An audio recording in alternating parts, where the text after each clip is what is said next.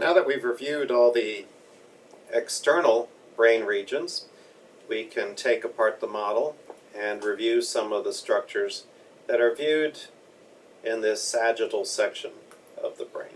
So let me put aside this half, and we can now see the various structures here. From the sides we can see again the medulla and the pons, and above the pons is this area called the midbrain. So these three structures, the medulla, the pons, and the midbrain together make up the brain stem. We can also see passageways for cerebral spinal fluid coming up from the spinal cord. The spinal cord would be way down here, is the central canal, and then it opens up into this ventricle here, which is behind the brain stem and in front of the cerebellum. This ventricle is known as the fourth ventricle. If we proceed up through the midbrain, we can go up from the fourth ventricle through the cerebral aqueduct and then wind up in this shallow space here. This shallow depression in here, or the space, would be the third ventricle. And from the third ventricle we would proceed laterally into the brain, into the two lateral ventricles, which are not visible in this model.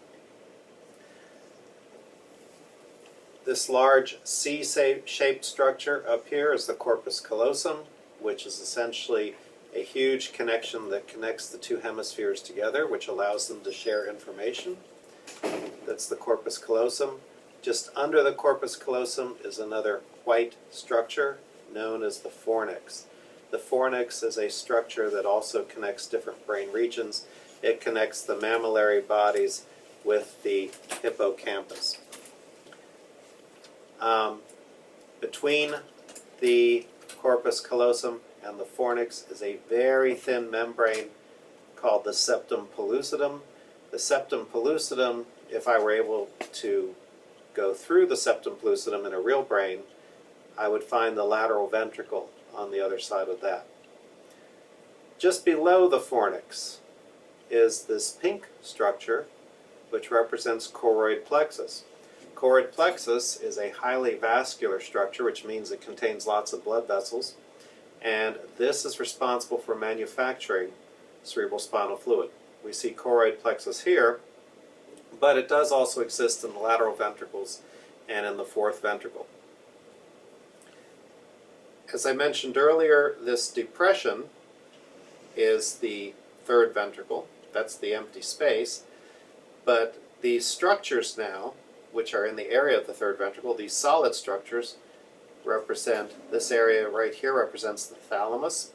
The thalamus is a major sensory relay to the brain. It conveys sensory information and distributes it to all other important parts of the brain.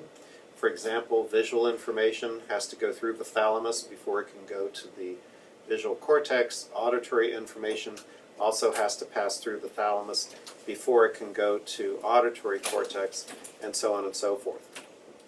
The area right here, just below the thalamus, is known as the hypothalamus, hypo meaning below.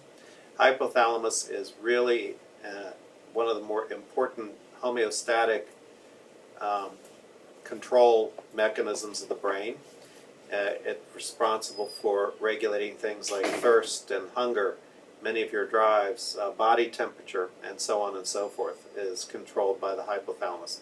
And very importantly, the hypothalamus controls the pituitary gland, which is missing from this model, but it would be hanging here below the hypothalamus. So the hypothalamus directly regulates the pituitary gland, which in turn is one of the major endocrine structures of the body.